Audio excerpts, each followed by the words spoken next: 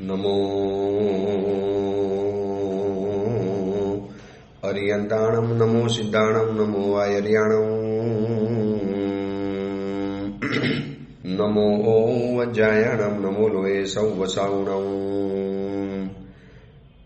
એસો પંચનમુકારો સૌવપાવપણાસણો મંગલાનમ ચ સૌવેશી પરમમ વૈ મંગલમ મંગલમ ભગવાન વીરો મંગલમ ગૌતમ પ્રભુ મંગલમ સ્થૂલભદ્રાધ્યા જૈન ધર્મો સ્તુ મંગલમ. પ્રવચનનો વિષય છે નવી સવાર નવો વિચાર. આજથી લગભગ 1100 વર્ષ પૂર્વે બનેલો અને આશરે 300 જેટલા નીતિસૂત્રોથી સુશોભિત નિત્ય વાક્યામૃત નામનો આ ગ્રંથ આચાર્ય ભગવાન શ્રી પરમાનંદ સુરીશ્વરજી મહારાજા દ્વારા રચિત આ એક અદ્ભુત ગ્રંથ છે. કદાચ હજારો શ્લોક કે સેંકડો પાના કે એક આખો ગ્રંથ જે સમજણ ન આપી શકે એ આવા એક એક વન લાઇનર, એક એક સંસ્કૃતના વાક્યો જીવનના નિચોડથી, જીવનના સારથી, જીવનના અનુભવથી અને જીવનના પરમાર્થથી ભરેલા આ એક એક સુવાક્યો છે. એને નીતિવાક્ય કહેવાય. નીતિવાક્ય એટલે એક જ લાઈનનું વાક્ય પણ જીવનની નીતિઓને બદલી નાખે, જીવનની પદ્ધતિઓને બદલી નાખે. એવા 300 જેટલા નીતિસૂત્રો આની અંદરમાં શોભી રહેલા છે. આપણે 100 નીતિસૂત્ર સુધી આપણે 98 સુધી જોયું. આજે આપણે 99 નંબરનું નીતિસૂત્રો પર વિચારણા કરીશું. કેટલાય સમયથી આપણે આ પ્રવચનો ચાલે, ક્યારેક શરૂ થાય, વળી પાછો બીજો ગ્રંથ આવે, વળી અટકી જાય, વળી પાછા બીજા પ્રવચનો આવે, વળી પાછો આ ગ્રંથ શરૂ થાય. હવે નવપતજી ભગવંતની ઓરીની શરૂઆત થશે ચૈત્ર સુદ સાતમથી. તો ચૈત્ર સુદ છઠના દિવસે આંબિલ તપના મહિમાનું પ્રવચન આવશે અને ચૈત્ર સુદ સાતમથી વળી પાછી ઓડિયો પ્રવચનના માધ્યમ દ્વારા નવપતજી ભગવંતની વાતોને જાણીશું, સિદ્ધચક્રજી ભગવંતની વાતોને જાણીશું, અરિહંતા ઇત્યાદિ જે 9 પદ છે એની પણ વાતોને જાણીશું. એની પહેલા જેટલા પણ દિવસો મળશે એની અંદરમાં આપણે આ નીતિ વાક્યોનો વિચાર કરવો છે. એક ચાણક્યએ પણ નીતિસૂત્રો બનાવ્યા છે. આ બાજુ બીજા પણ અનેક વ્યક્તિઓએ નીતિસૂત્રો બનાવ્યા છે. એના કદાચ લેવલમાં ઉભા રહે અથવા તો એનાથી એક વેદ ઉપર ચડે એવા એક નીતિ વાક્યો છે. આની અંદરમાં કયો ઉપદેશ નથી આપ્યો એ સવાલ છે. આજે આપણે જે 99 નંબરનું સૂત્ર જે જાણીશું એની અંદરમાં એકદમ પોઝિટિવ રીતે આપણને એક નવી વાત બતાવે છે. જીવનની અંદરમાં ક્યારેક ક્યારેક એટલા બધા નેગેટિવ થઈ જઈએ એટલે આ સૂત્ર આપણને એ સમજાવે છે કે નુકસાનની અંદર આપણે ઘણીવાર છે ને લાભની અંદરમાં નુકસાન જોનારા માણસો છીએ, પણ નુકસાનની અંદરમાં ક્યારેક ક્યારેક લાભ થાય છે એ આપણે નથી જોતા. બસ મને લાભ મળવાનો હતો, નુકસાન કેમ થયું? અરે એ તો જીવનમાં હતું જ, પણ નુકસાન થવાનું હતું એમાં તને થોડો ઘણો લાભ થઈ ગયો એ પણ જીવનમાં વિચારવા જેવી બાબત છે. એટલે એ તરફ આપણી નજર નથી જતી. હંમેશા નજર શું જાય ખબર છે? 32 દાંત હતા એમાંથી એક દાંત ચાલી જાય એટલે જીભ ત્યાં ફર્યા કરે. એક દાંત ગયો એ દેખાય છે પણ બાકીના બીજા દાંત સલામત છે એ આપણને નથી દેખાતા. જીવનની અંદરમાં 50 દોસ્તો હતા, એમાંથી 10 દોસ્તોએ સંબંધ કાપી નાખ્યો, રિલેશન કટ કરી નાખ્યું, એનો આપણને ખટકો રહ્યા કરે. પણ બાકીના 20 દોસ્તો મારી સાથે છે એનો આપણને આનંદ નથી અનુભવાતો. જીવનની અંદરમાં કેટલીક પૈસા, કેટલીક સંપત્તિ આપણી પાસે હતી અને એ ચાલી ગઈ, પણ છતાં પણ જે ગઈ છે એના કરતાં ઘણી બચી છે એના તરફથી ક્યારે નજર નથી જતી. અને એ નજરને લઈ જવાનો એક ભવ્ય પ્રયાસ આ સૂત્રની અંદરમાં 99 નંબરનું સૂત્ર. એમ લાગે છે કે જે જમાનાની અંદરમાં મોટિવેટ નામનો શબ્દ જ નહીં શોધાયો હોય, આવા બધા મોટિવેશનલના સ્પીકરોના ક્લાસીસ કદાચ નહીં ચાલતા હોય, એ જમાનાની અંદરમાં 1100 વર્ષ પહેલાં આ મહાત્માએ કેટલું બધું ચિંતન કર્યું હશે, સમાજને કેટલો નજીકથી જોયો હશે, સમાજનું કેટલું ઊંડું નિરીક્ષણ કર્યું હશે, સમાજની કેટલીક પીડાઓ એમને નોંધી હશે અને એમાંથી પછી જ્ઞાનનો જે અનુભવ, જ્ઞાનનો જે અર્ક, સંપૂર્ણ શાસ્ત્રો ભણ્યા પછી આવા જ કેટલાક મસ્ત મજાના વન લાઇનર વાક્યો નીકળી પડતા હોય છે જે અનુભવથી સમૃદ્ધ હોય છે. તો 99 નંબરના સૂત્રની અંદરમાં વાત બતાવે છે, બહુ દોષેશું ક્ષણ દુઃખપ્રદો અપાય અનુગ્રહ એવ. બહુ દોષે શું એટલે ઘણા બધા અનિષ્ટો જીવનમાં થવાના હતા. બહુ દોષ જીવનની અંદરમાં બહુ બધું ખરાબ થવાનું હતું, બહુ બધું નુકસાનકારી થવાનું હતું. જીવનમાં બહુ બધી આપત્તિઓ આવવાની હતી, બહુ બધી તકલીફો આવવાની હતી. બહુ દોષેનો મતલબ થાય છે ઘણું જીવનની અંદરમાં ખરાબ થવાનું હતું. છતાં પણ એની અંદરમાં એક નાનકડું દુઃખ આવી અને અટકી જાય છે તો એ પણ આપણા માટે માનવાનું કે કોઈ પરમાત્માનો અનુગ્રહ છે, પ્રભુની કૃપા મારી ઉપર વરસે છે. એટલે કે ગુજરાતીમાં કહીએ છીએ ને, સૂલીની સજા 100માં પતી ગઈ. મને દુઃખ કેમ આવ્યું એ વિચારવા કરતા મારી ઉપર આટલા બધા દુઃખો આવી શકવાના હતા, એમાંથી ખાલી આટલું જ આવી અને ચાલી ગયું. વર્તમાન પરિપ્રેક્ષ્યમાં વિચાર કરીએ ને તો જે રીતે લગભગ ઘણા ખરા દેશોની અંદરમાં યુદ્ધની આગ ભડકી છે. પાકિસ્તાન હોય, અફઘાનિસ્તાન હોય, ઈરાન હોય, ઇઝરાયલ હોય, અમેરિકા હોય, રશિયા હોય, યુક્રેન હોય અને એ બધાની સાથે જોડાયેલા જે પણ દેશો હોય, હવે એ દેશોની અંદરમાં જે રીતે અફરાતફરી મચી છે, જે રીતે તોફાન મચ્યું છે, 45 લાખ લોકો આ યુદ્ધની અંદરમાં સ્વાહા થઈ ચૂકેલા છે. છેલ્લા 5 થી 7 વર્ષના યુદ્ધની અંદરમાં 45 લાખ લોકો માણસો ગુજરી ગયા, માણસો ખતમ થઈ ગયા. હવે વિચારો એ દેશની અંદરમાં જે હાલાકી પડતી હશે. આપણને તો ભારત દેશની અંદરમાં રહ્યા અને હોર્મુઝ ખાડીમાંથી કેટલાક શિપ પસાર ન થયા એટલે કદાચ આ દેશની અંદરમાં થોડી ઘણી ગેસની કે બાટલાની કે ઈંધણની કદાચ તંગી પડી અને એમાં તો આપણે રાડા રોડ કરી લઈએ. એમાં સરકારી વિરોધી કેટલાક ન્યૂઝપેપર, કેટલીક વ્યક્તિઓ આવો ચાન્સ મળીને બસ રાહ જોઈને બેઠેલા હોય ક્યારે મોદી સાહેબને આપણે બદનામ કરી નાખીએ. જો બાટલા માટે રાહ જોવી પડે, ઓક્સિજનના બાટલા પણ ઓછા પડ્યા, આપણા બાટલા ઓછા પડ્યા, પછી તો જાત જાતની વાતો ગોઠવી આવે અને જાત જાતની વાતો બધી અંદરમાં ગોઠવી દેવામાં આવે. પણ આપણે આ જો સૂત્રકારના હિસાબે વિચારીએ ને તો આપણા દેશ ઉપર બોમ્બ પડી શકતા હતા, આપણા દેશ ઉપર પણ હુમલા થઈ શકતા હતા, આપણા દેશના એરપોર્ટ બંધ થઈ શકતા હતા, આપણા દેશના બધા જ વ્યવહારો ઠપ્પ થઈ શકતા હતા.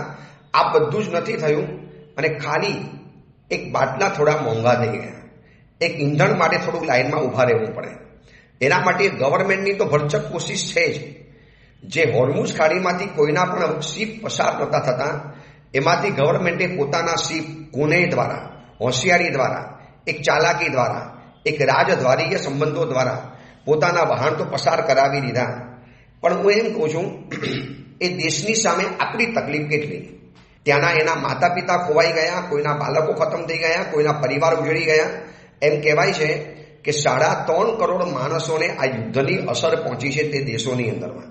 કેટલાય વિસ્થાપિત થઈ ગયા, કેટલાય લોકોના ઘર ખતમ થઈ ગયા, કેટલાય લોકો ભૂખમરો છે.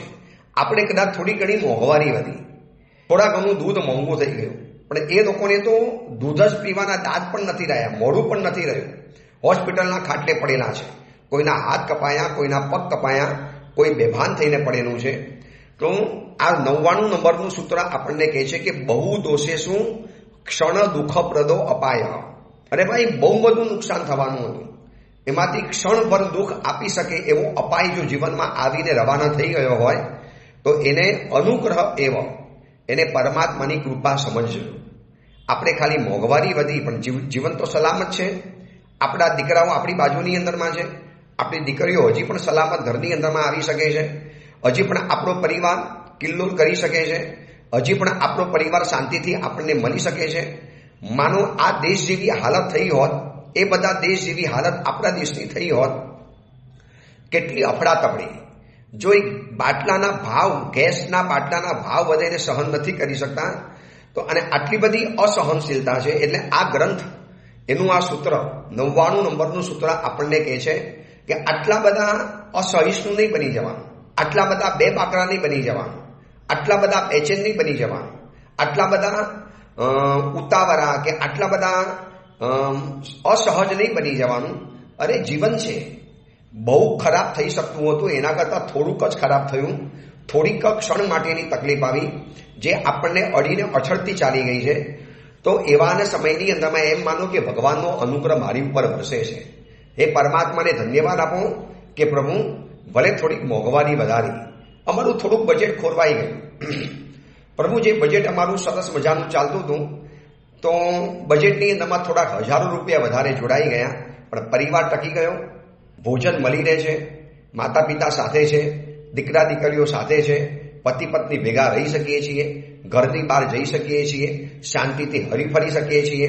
હજી પણ બીચ ઉપર, ચોપાટી ઉપર, ડુમસ રોડ ઉપર, પાલ્લે પોઈન્ટ ઉપર કે મુંબઈની અંદરમાં રહેતા હો તો એવા બધા સી ફેસ કિનારા ઉપર તમે હજી પણ જઈ શકો છો ને, પછી કેમ આટલા બધા અધીરાય બની જવાનું? એને પરમાત્માની કૃપા માનો. આ સૂત્ર એટલી બધી પોઝિટિવિટી આપણી અંદરમાં પેદા કરે છે. મારા દીકરાને આવું કેમ થયું, મારી દીકરી સાથે આવું કેમ થયું, મારી સાથે જ આવું કેમ થયું? અરે ભાઈ, થયું છે, આખો પરિવાર જઈ શકતો હતો, એના બદલે એકાદ વ્યક્તિને તો આવું થાય ને. અનંત કાળની અંદરમાં કેટલા બધા અંતરાય કર્મ લઈને આવ્યા, કેટલા બધા કર્મો બાંધીને આવ્યા, કેટલી બધી વિપત્તિઓ આવી શકે એની કર્મોની વણઝાર આપણે બાંધીને આવ્યા છીએ. તો તકલીફ તો આવવાની. અને આ પંચમ કાળ છે, ઊંડા અવસરપીણી છે. હજી લોકોના મોરલ, હજી આવા યુદ્ધો ભડકવાના, હજી લોકોની દાનત આવી ખરાબ થવાની. ખબર નથી પડતી આવી કઈક આપત્તિ આવે એટલે જે દેશની અંદરમાં કશો ભય નથી ને એ દેશના કારા બજારિયા લોકોને જલસા પડી જાય છે. સીધો માલનો સ્ટોક કરી નાખે. માલ બધો અંદરમાં પડ્યો છે, ગેસના બાટલા બધા જ અંદરમાં પડે. તમે વધારે પૈસા આપશો ને એટલે 4 બાટલા તમને કાઢી આપશે. એ કારા બજારિયા કે ભ્રષ્ટાચારીઓ એટલી બેફામ રીતે લૂંટ ચલાવે છે, એટલી બેફામ રીતે. પાણીનું પૂર આવી ગયું હોય, ટ્રેન બસ બધી ઠપ્પ થઈ ગઈ હોય એટલે પછી ખાનગી વાહનોવાળા બેફામ રીતે લૂંટ ચલાવે. ખાલી 100 રૂપિયાની મુસાફરીના 2,000, 5,000 અને 10,000 રૂપિયા પડાવી લે. આ માનવતા જાણે કે રોવા માટે બેઠી હોય એવું લાગે. આવા સમયમાં તો પોતાના દેશ બાંધવોને કહેવાનું, આવો અમારી રિક્ષામાં, આવો અમારી બસની અંદરમાં, અમે તમને ઘરે હેમખેમ પહોંચાડી દઈશું. પણ આ બધું હવે કલિયુગની અંદરમાં આ બધું વધતું ચાલવાનું. મોરલ ખતમ થયા, લોકોની નૈતિકતાના તરિયા એકદમ નીચે ઉતરી ગયા. તો એ જમાનાની અંદરમાં હજી પણ કાંઈક પ્રમાણિકતા જોવા માટે મળે છે. એટલે કે અકસ્માત એટલો ભયંકર હતો કે વ્યક્તિનું મોત જ થઈ જાય. પણ આશ્ચર્ય એ થયું કે ખાલી પગની અંદરમાં નાનકડું ફ્રેક્ચર થયું પણ આખું શરીર બચી ગયું. તકલીફ એવી આવી હતી કે 1 કરોડનું પેમેન્ટ લેવાનું બાકી હતું અને સામેવાળી પાર્ટીથી 1 રૂપિયો પણ મળવાનો કોઈ ચાન્સ નહોતો, મળવાની કોઈ આશા નથી. લગભગ પૈસા ગૌણ કક્ષામાં હતા, ગયેલા સમજવાના હતા. છતાં પણ ચમત્કાર સર્જાયો કે 90 લાખ રૂપિયા પાછા આવ્યા. હવે શું થાય છે ખબર છે? 90 લાખ જે પાછા આવે છે ને એ નથી દેખાતું. 10 લાખ ન આવ્યા, 10 લાખનું નુકસાન થઈ ગયું. અમારા 10 લાખ પણ આવી ગયા તો સારું થાત ને. ઓલાએ 10 લાખ પડાવી દીધા. અરે ભાઈ, 1 કરોડ રૂપિયા જવાના હતા, સંપૂર્ણ પૈસા જવાના હતા.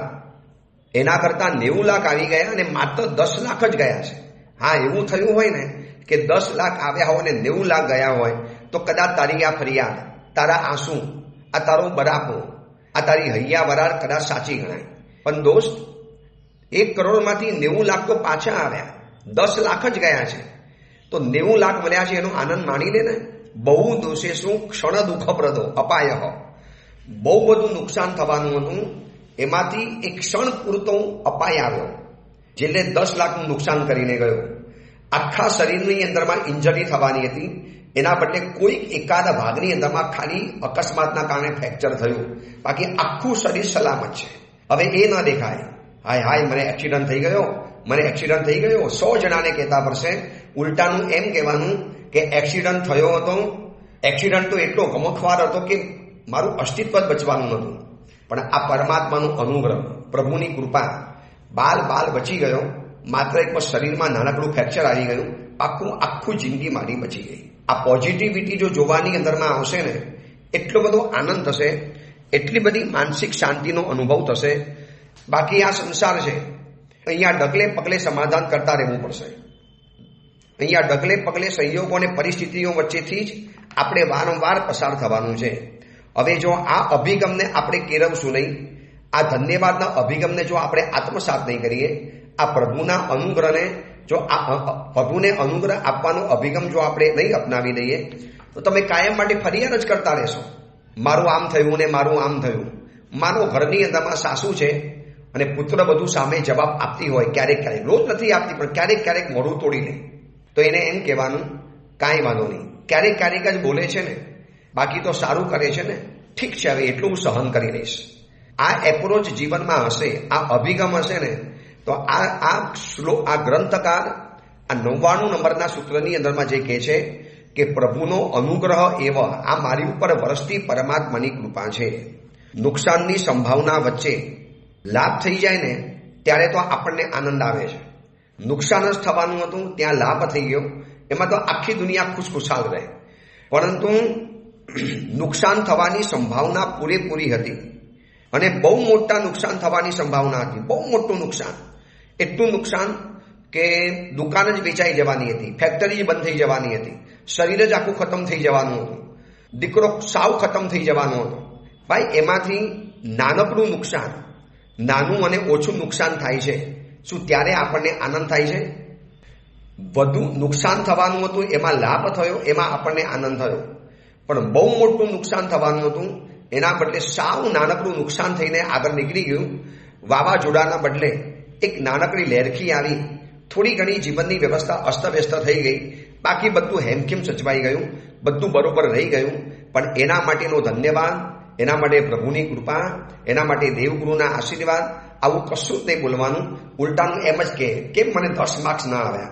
અરે ભાઈ, તું નપાસ જ થવાનું હતો, એના બદલે 90 માર્ક્સ તો મળ્યા ને, તો ખુશી માની લે ને. સાવ ટોટલી નપાસ થવાનો હોય એના બદલે 40 માર્ક્સ આવ્યા, 45 માર્ક્સ આવ્યા, પછી મોડું એકદમ શોકવાળું કરીને ખાલી મને 40 જ આવ્યા. દોસ્ત, તને 40 પણ નતા આવવાના, પાસિંગ માર્ક્સના પણ તારા ઠેકાણા નતા. આ તો હવે ટીચરને તપાસતા જોખું આવી ગયું હોય અથવા તો પરમાત્માની કૃપા વરસી ગઈ હોય અને પાસિંગના બદલે 40-45 માર્ક્સ આવી ગયા. લઈ લેને, શાંતિથી ખુશી થઈ જા અને આનંદ મનાવવાનો કે 99% વાળો જે કોલેજમાં જવાનો એ જ કોલેજની અંદરમાં અમુક કોટામાં મને પ્રવેશ મળી જવાનો. હવે આનાથી વધારે શું જોઈએ છે? આનાથી વધારે કયો તમારે આનંદની વાત આવે? પણ જ્યાંને ત્યાં નુકસાન જ જોયા કરવાનું. લાભ થાય છે એની સામે નજર જ નહીં કરવાની. જ્યારે આ ગ્રંથકાર કેટલી પોઝિટિવિટી આપણા મનની અંદરમાં પેદા કરે છે કે દોસ્ત, બહુ દોષે શું, ઘણા બધા નુકસાન થવાના ચાન્સીસ હતા, પૂરેપૂરા હતા. આખું ઘર તારું પડી જવાનું હતું, એના બદલે ખાલી એક જ રૂમ ડેમેજ થઈ. આખો ધંધો ચોપટ થઈ જવાનો હતો, એના કરતા થોડા લાખ રૂપિયામાં નુકસાન પતી ગયું. આખો દીકરો ખતમ થઈ જવાનો હતો, એના બદલે એક્સિડન્ટમાં ખાલી એક હાથ કે પગ જ ઘાયલ થયો. દીકરી તમારી સાવ ખતમ થઈ જવાની હતી, એના કરતા હેમખેમ સાસરેથી પાછી તો આવી ગઈ. તમારી નજર સામે તો છે, તમારા ઘરની અંદરમાં તો રહી શકે છે. આ કશું જ વિચાર્યા વગર સતત ફરિયાદ કર્યા કરવાની. મારી સાથે ખરાબ થયું, મારી સાથે આમ થયું, મારી સાથે આમ થયું. અને જો આવું જ કરવું હોય ને તો કોઈ આપણો હાથ પકડી નહીં શકે. ગમે એટલા પછી મોટિવેશનલ સ્પીકર પાસે જશો કે પછી આર્ટ ઓફ લિવિંગના ક્લાસીસ ભણશો કે આવા પ્રવચનો સાંભળશો, ગમે એટલી પોઝિટિવિટીની કિતાબો વાંચ્યા કરશો, ગમે એટલા કોઈને કોઈ એવા ઇંગ્લિશના થોથા વાંચ્યા કરશો, પણ જ્યાં સુધી આ એપ્રોચ મગજમાં નહીં આવે. વિચારજો, 1100 વર્ષ પહેલા આ મહાત્મા આપણને સમજાવીને ગયા છે કે ઘણા અનિષ્ટો વચ્ચે થોડું દુઃખ આવવાની વિપત્તિ એ પ્રભુની કરુણા છે. બહુ બધા અનિષ્ટોની અંદરમાંથી ખાલી એક જ અનિષ્ટ આવ્યો. 100 દુશ્મન તમારું બગાડી શકવાના હતા, એમાંથી એક જ દુશ્મને તમારું બગાડ્યું. હવે મારું એક દુશ્મને બગાડ્યું. ભાઈ, 99 દુશ્મન તમારું નથી બગાડ્યું ને, એ પરમાત્માની કૃપા, એને ક્યારે ધન્યવાદ જ નહીં આપવાના? દર વખતે ઓછું જ લાગે, જેટલું મળે એટલું ઓછું લાગે અને પછી મોઢું ચડાવીને ફર્યા કરવાનું. આવા સમાજની અંદરમાં એક નહીં અનેક વ્યક્તિઓ છે. પછી એનો ચહેરો ઉતરેલો હોય, પછી એનું માથું કાયમ માટે ગરમ જ હોય, એના ચહેરા ઉપર ક્યારે નૂર જ ના આવે. જ્યારે પૂછો ત્યારે એના મોઢામાંથી ફરિયાદના નાયગરાનો ધોધ અંદરમાંથી વહેતો હોય. ક્યારે ધન્યવાદ, પરમાત્માની કૃપા. કોઈ કે ભાઈ શરીરમાં આટલી બધી ઈજા થઈ. અરે ભાઈ, ઈજા થઈ એ પણ બરોબર છે, પણ એની સામે બચી ગયો એ કે મોટી વાત છે, એ કે જેવી તેવી વાત છે. આટલી મોટી ઈજા થઈ ગઈ, તમને ઈજા દેખાય છે. હું તો આખો ખતમ થઈ જવાનો હતો. રસ્તા ઉપરથી ગુરુ અને શિષ્ય પસાર થતા હતા અને એ વખતે નીચેથી પસાર થતા હતા અને ઉપર ઘરમાંથી કોઈએ કચરાની આખી ટોપલી ફેંકી અને સીધી ગુરુના મસ્તક ઉપર પડી. એટલે શિષ્ય તો ક્રોધે ભરાઈ ગયો. ગુરુદેવ, હમણાં ઉપર જવું અને ઓલી વ્યક્તિને ધમકાવું. શરમ નથી આવતી? નીચે જોતા પણ નથી? આવા બેવકૂફ માણસો, આવા નાલાયક માણસો. ગુરુદેવ, તમારી ઉપર કચરો ફેંક્યો. શિષ્યને કહે છે કે દોસ્ત, અધીરો નહીં થા. પરમાત્માની કૃપા છે માટે આપણે બચી ગયા. શેની પરમાત્માની કૃપા? શું આમાં પરમાત્માની કૃપા? આ માણસ અનાડી ન કહેવાય. દોસ્ત, આમાં ખાલી સમજ કે ખાલી કાગરિયા અને કચરો હતો. માનો આની અંદરમાં પથ્થરો ભરેલા હતો, આની અંદરમાં કોઈ લોખંડનો સામાન ભરેલો હતો અને મસ્તક ઉપર ફેંકાયું હતો. શું થયું? થોડુંક માથું ગંદુ થયું, થોડા કપડાં બગડ્યા, થોડો કચરો પડ્યો, પણ હેમખેમ તો બચી ગયા ને. વરના ઉપરથી માન પથ્થર ફેંક્યા હોત તો આજે હું જીવતો જ ન હોત. પરમાત્માનું પાડ માન કે આજે આટલું થઈ ગયું છે અને બહુ બહુ સૂરીની સજા સોયની અંદરમાં પતી ગઈ. કેટલી પોઝિટિવિટી વાત, કેટલી પોઝિટિવિટી. રસ્તાની અંદરમાં એક માણસ ચાલતો હતો અને પાછળથી એક જણાએ આવીને સાયકલની ટક્કર મારી. ઓલો નીચે પડી ગયો. એટલે બાજુવાળો ઓલા સાયકલવાળા સાથે ઝઘડવા જતો હતો. જે નીચે પડ્યા હતા ને, જે ભાઈ ઘાયલ થયા ને, એને કીધું ભાઈ તમે ચાલ્યા જાઓ. ઓલાને કે ભાઈ કશું બોલવા જેવું નથી. શું નથી બોલવા જેવું? આવા નવા આંધળા છે, રોડ ઉપર સાયકલ ચલાવતા નથી આવડતું. આ જીવતો જાગતો માણસ ન દેખાય? ભર અજવાળાની અંદરમાં સાયકલ ઠોકીને ચાલ્યો જાય. ઓલાએ કીધું દોસ્ત પરમાત્માને ધન્યવાદ આપ, પ્રભુને ધન્યવાદ આપ. ઓલો શિષ્ય બચારો અકરાય, બાજુવાળો ભાઈ અકરાય. એને દોસ્ત આ તને ખબર છે મેં કેમ જવાની દો? ભગવાનનો પાડ માન. આ ટ્રક ડ્રાઈવર છે, આજે સાયકલ લઈને ગયો છે. માનો આ ટ્રક ડ્રાઈવર ટ્રક લઈને આવ્યો હોત અને ટક્કર મારી ગયો તો શું હાલત થાય? આ પરમાત્માની કૃપાથી આ ટ્રક ડ્રાઈવર આજે સાયકલ લઈને જાય છે અને સાયકલની ટક્કર મારી બચી ગયો. શું થયું? ખાલી નીચે પડ્યો, કપડાં થોડાક બગડ્યા, થોડું ઘણું હાથમાં છોલાયું, જાન તો બચી ગયો ને. બસ આ પરમાત્માની કૃપા. સમજ્યા તમે? આમાં ઘણું નુકસાન થવાનું હતું, એની અંદરમાં થોડુંક દુઃખ આપવાવાળી વિપત્તિ આવી. એ પરમાત્માની કરુણા છે.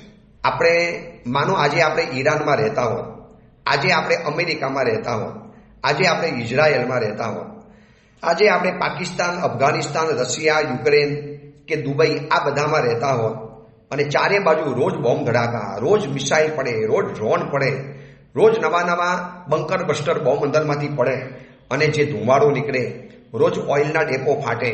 આ યુદ્ધ ક્યાં પહોંચશે ખબર નથી. આપણે તો બધાને પ્રાર્થના કરીએ કે સૌને સન્મતિ દે ભગવાન, બધાને સદબુદ્ધિ મળે. પણ જે રીતે લોકોના મનની અંદરમાં જે મહત્વકાંક્ષાઓ જાગી છે, દરેક દેશના રાષ્ટ્રપતિઓને બસ સુપર પાવર બની જવું છે, નંબર 1 બની જવું છે, પોતાનો નંબર 1નો ખિતાબ ટકાવી રાખવો છે. એના માટે લાખો માણસોને નુકસાન થાય, કરોડો માણસો સ્વાહા થઈ જાય, તબાહ થઈ જાય, એની એને કોઈ કહેતા કોઈ પડી નથી. તો એ બધા કરતાં આપણી હાલત તો સારી છે ને. આપણે તો ખાલી બહુ બધું થોડી ઘણી મોંઘવારી સહન કરવાનો વારો આવે. અરે બહુ હું તો ગેસના બાટલા લેવા માટે અડધો કલાક લાઈનમાં ઊભા રહેવું પડ્યું. એમાં આટલું બધું કોકીરો, એમાં આટલી બધી ફરિયાદ. ગવર્મેન્ટ કશું કરતી નથી, ગવર્મેન્ટ ચોર છે. ગયા વખતે પણ ગેસના બાટલા ઓછા પડ્યા, ઓક્સિજનના બાટલા ઓછા પડ્યા. આ વખતે ગેસના બાટલા ઓછા પડ્યા. પહેલા કેસ, પછી ગેસ, આવા બધા કેટલાય પ્રાસ બેસાડીને અને પછી ગવર્મેન્ટ ઉપર લોકોને ભડકાવ્યા કરે. ભલે લોકો ભડકાવ્યા કરે, પણ આપણી પોઝિટિવિટી એ રાખવી છે ગવર્મેન્ટ શું કરે ન કરે એની જગ્યામાં હું શું કામ મારા મનને નેગેટિવ બનાવું? હું શું કામ મારા મનમાં ભયભીત બની જાઉં? હું શું કામ મારા પરિવારની અંદરમાં બીક અને ડર વધે એવું વાતાવરણ પેદા કરું? એટલે સમજ્યા ને? આ સૂત્ર એટલું અદ્ભુત છે અને એટલું સમયસર આવ્યું છે.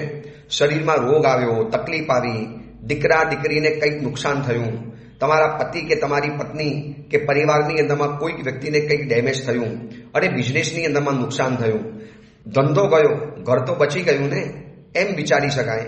ચલો ઘર પણ વેચાઈ ગયું, દુકાન પણ વેચાઈ ગઈ, જીવતા તો રહ્યા ને. દરેક બાબતની અંદરમાં એક પોઝિટિવિટી છે, એને જોતા આવડવી જોઈએ.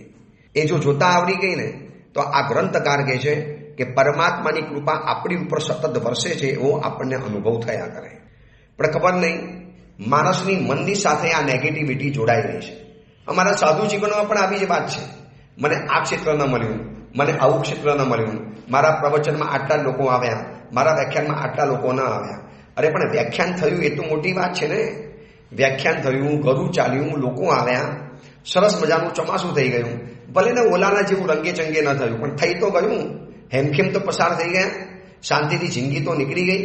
કેટલી બધી હાઈવો હોય, કેટલું બધું નેગેટિવ પણ, કેટલી બધી નકારાત્મક વિચારશૈલી. અને એક વખત આ નકારાત્મક જો ટેવ પડી ગઈ ને તો બધી જ બાબતમાં માત્ર ને માત્ર નકારાત્મકતા દેખાશે. બધું જ ખરાબ જ દેખાશે, બધું ખોટું જ દેખાશે. શું જીવનમાં સારું ક્યારે થતું જ નથી આપણી પાસે? આપણા જીવનમાં કેટલું બધું સારું મળે છે, કેટલું બધું શુભ થાય છે, કેટલું બધું ઉત્તમ બને છે આપણી આજુબાજુની અંદરમાં, એ દેખાતું નથી. અને રિક્ષાવાળાએ 100 રૂપિયા વધારે લઈ લીધા. અરે લઈ લીધા, પણ તને હેમખેમ તો ઘરે પહોંચાડી દીધો. માનો આ જ રિક્ષાવાળો દારૂડિયો હોત, રસ્તામાં એક્સિડન્ટ કરીને બેઠો હોત તો શું હાલત થઈ હોત? ત્યાં હજારોનું નુકસાન થઈ જાય અને 100 રૂપિયા વધારે લઈ લીધા. ગયા એ ખોટું છે, પણ હવે 100 રૂપિયાની સામે બીજું નુકસાન તો મોટું બચી ગયું ને. માટે જ આ સૂત્રને વારંવાર યાદ કરજો. બહુ દોષે શું ક્ષણ દુઃખપ્રદો અપાય અનુગ્રહ એવ. બહુ બધા દોષોની વચમાં, ઘણા બધા અનિષ્ટો થવાની સંભાવનાની વચમાં ઘણું બધું ખરાબ થવાનું હતું. એની વચમાં થોડુંક દુઃખ આપવાવાળી પરિસ્થિતિ, વિપત્તિ એ પરમાત્માની કરુણા છે. એટલે દરેક બાબતમાં, દરેક પ્રસંગમાં, દરેક સંયોગોની અંદરમાં આ સૂત્ર કામ લાગે એમ છે. બિઝનેસ માટે પણ કામ લાગે, પરિવાર માટે પણ કામ લાગે, ખુદના માટે પણ કામ લાગે, બીજાના માટે પણ કામ લાગે. માનો દીકરાએ અપમાન કર્યું, આવી પરિસ્થિતિ ઘરમાં સર્જાય, દુઃખ તો થાય ને. યાર દીકરો આવું અપમાન કરે, પુત્ર વધુનું સામે અપમાન કરે, પછી એ પણ મારું શું માન જાળવવાની હતી. માનો આવું બધું મનની અંદરમાં ખોટું લાગી ગયું તો એમ વિચારવાનું અપમાન જ કર્યું છે ને. કેટલાક દીકરાઓ તો પિતાજીને રોડ ઉપર કાઢી મૂકે છે, અનાથ આશ્રમમાં જઈને મૂકી આવે છે. થોડો ઘણો શોર્ટ માઇન્ડેડ છે, થોડો ઘણો ગુસ્સાવાળો છે, આવેશ જલ્દી આવી જાય છે, શોર્ટ ટેમ્પરેચર વ્યક્તિ છે, એટલે તરત જ ગુસ્સો આવી જાય, પછી તો શાંત થઈ જાય છે ને, પછી તો સોરી પણ કહેવા માટે આવે છે ને. જો જોવું હોય તો આ પણ જોઈ શકાય, અને નેગેટિવ જોવું હોય તો આ પણ જોઈ શકાય. દીકરો આવો ગુસ્સો કરે છે, મારો કોઈ વિનય નથી જાળવતો, રિસ્પેક્ટ નથી જાળવતો. અરે ભાઈ, એટલું બધું નુકસાન થવાનું હતું, એના બદલે થોડા નુકસાનમાં બચી ગયા છો. બસ પ્રભુનો પાડ માનો, પ્રભુનો આભાર માની લો, પ્રભુને વારંવાર ધન્યવાદ આપો. પ્રભુ વિપત્તિ આવી છે એની ફરિયાદ નથી કરતો, પણ મારી તો લાયકાત એવી હતી, મારી નપાવટતા એવી છે, મારી નાલાયકતા એવી છે, મારી અયોગ્યતા એવી છે કે પ્રભુ બહુ બધા અનિષ્ટોના વરસાદ વરસવા જોઈએ. એના બદલે પરમાત્મા તમારી કૃપાની છત્રી પહેરી અને એકાદ અનિષ્ટ, એક નાનકડી આપત્તિ આવી અને ચાલી ગઈ. થોડી બીમારી, થોડુંક નુકસાન, થોડુંક આર્થિક નુકસાન, થોડું ઘણું દીકરા દીકરીઓને ડેમેજ. અરે એકાદ વર્ષ છોકરો ફેલ ગયો, બરોબર. હવે આ 10th અને 12thનું રિઝલ્ટ જ્યારે આવવાનું, માનો કોઈ દીકરા દીકરી ફેલ પણ ગયા, તો એ સમયમાં પિતાએ દીકરા દીકરીઓને ઉતારી નથી પાડવાના, જેમ તેમ નથી બોલવાનું. અને જો બોલશો ને જેમ તેમ તો કદાચ દીકરાઓ ખોટું પગલું ભરી લે, દીકરાઓ કદાચ સુસાઇડ પણ કરી નાખે. એના કરતાં મનોમન એક જ કહી દેવાનું, દીકરો તો બચી ગયો ને, આવતા વખતે પરીક્ષા આપશે. આ સુરતની અંદરમાં મારી પાસે એવા કેટલાય છોકરાઓ આવે છે કે સાહેબ સીએમાં આ વખતે પણ ફેલ ગયો, 2માં પાસ થઈ ગયો, 1 માટે રહી ગયો, એક જ સબ્જેક્ટ માટે. હવે આખી પરીક્ષાઓ બધી મારે પાછી આપવાની. મેં કીધું તારે ખાલી પરીક્ષા જ પાછી આપવાની છે, ઉલટાનું વધારે ક્લિયર થશે, વધારે ભણવાનું યાદગાર રહેશે. એવા છોકરાઓને જોઈને કે જે લોકોને કોલેજમાં પગ જ મૂકવા નથી મળ્યો. પરિવારની કન્ડિશન અને પરિસ્થિતિ એવી હતી કે નાની ઉંમરથી જ બિઝનેસ, જોબ કે નોકરી કરવા માટે બેસી ગયા. તને આટલું તો કરવા માટે મળ્યું ને, એક અનુભવ તો મળ્યો સીએનો. કદાચ સીએ ન થઈ શકે તોય તને આ સીએનો અભ્યાસ તને તારા બિઝનેસમાં ઘણો કામ લાગશે. આટલું તો કરવા માટે મળ્યું. બસ આટલું વિચારીને માણસે પ્રસન્ન રહેવું જોઈએ. એટલે આ સૂત્ર એમ કે છે, કોઈ પણ હિસાબે તમે તમારી પ્રસન્નતાને ટકાવી રાખો. દુનિયા પ્રસન્ન રાખવા માટે આવશે કે નહીં આવે, પણ 100%નો આગ્રહ રાખનારી વ્યક્તિને હંમેશા નેગેટિવ બનવું જ પડશે. 100% તમે છે ને 100%નો આગ્રહ નહીં રાખો. 40%, 50%, 60%, 70% મળ્યું એમાં ખુશ થઈ જાઓ. સર્વનાશે સમુત્પન્ને અર્ધમ ત્યજતી પંડિત. જ્યારે સર્વનાશ થવાનો હતો એના કરતાં થોડા ઘણાની અંદરમાં આપણે બચી ગયા, એનો આનંદ માણી લો, એનો ઉત્સવ મનાવી લો, એના કારણે ખુશ થઈ જાઓ. બસ એટલે આ સૂત્રકાર કહે છે, ઘણા અનિષ્ટોની વચ્ચે થોડુંક દુઃખ આપવાવાળી પરિસ્થિતિ સર્જાય, એમાં પરમાત્માની કરુણા છે. એ પરમાત્માની કરુણા વરસે છે, એની નિશાની છે. તો બસ એ પરિસ્થિતિને થોડીક સહન કરી લો, એને સમય પસાર થવાઈ જવા દો, એ પણ પરિસ્થિતિ જીવનમાંથી ચાલી જશે. આ અંગેની બીજી વિશેષ વાત આપણે આવતીકાલે કરીશું. એ જ મંગલ કામના મંગલ ભાવના. જીનાગના વિરુદ્ધ કાંઈ પણ બોલાયું હોય તો મિચ્છામી.